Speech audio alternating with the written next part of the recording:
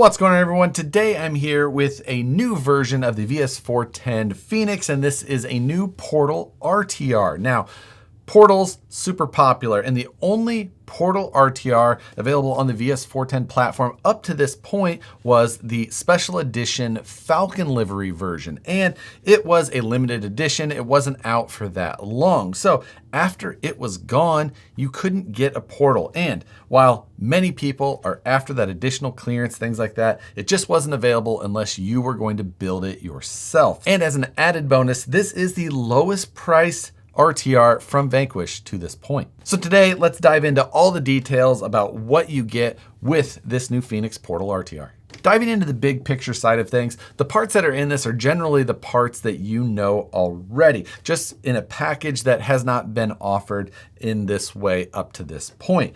As I mentioned, it is a VS4-10 chassis, and it's got the Phoenix body. The Phoenix body, other than this new super metallic, good-looking green color, is unchanged. It has metallic gray bedsides, and it's got tinted windows that are still clear. There's no interior inside there, but clear windows. If you want to add a night customs interior, you can easily do that. But getting underneath of the body, we can see the specs. Now, there's two body pins underneath of the rear bed cage. If you pull those, then you can tilt the body. That's how you would be able to easily access your battery while you're out on the trail. It makes it easy to kind of lift it up, be able to put your battery pack in there and put it back down. Body clips go back in. If you want to completely remove the body, there's an additional body pin up here on the passenger side. And when you pull it out, you can then remove the post that goes from one side to the other.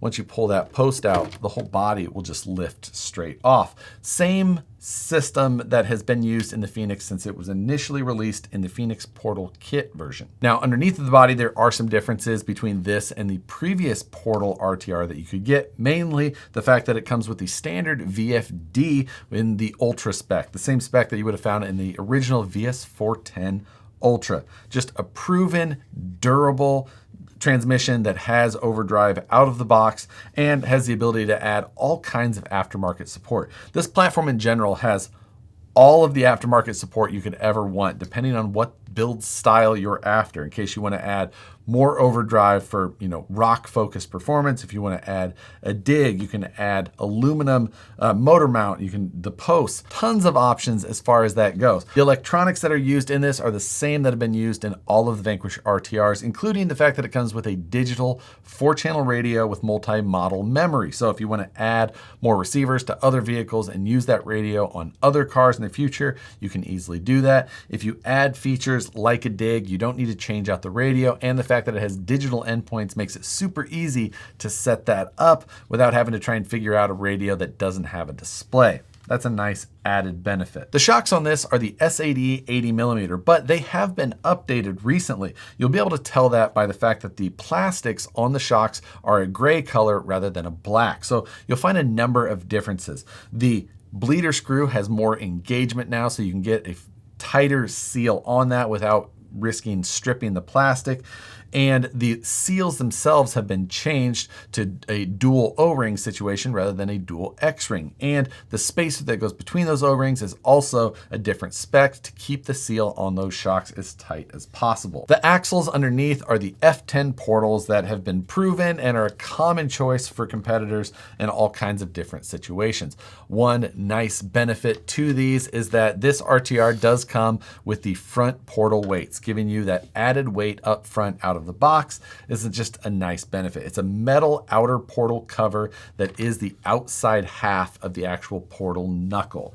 So if you like that forward bias to it, this will help give you that. Inside of the F10 axles, the ring and pinion gear are both machined with a chromoly spool that bolts on. It does not use the sintered one-piece ring gear and spool combo in this. And the portal gears are also machined gears, just like they have been in all of the F10 Portals up to this point. The tires that are used on this are the Falcon Wild Peak, but they are slightly different. Up to this point, all of the RTRs have used the red compound from Vanquish. This is the first time that the white compound has been used, and that is a slightly firmer compound to help keep from having tire wrap.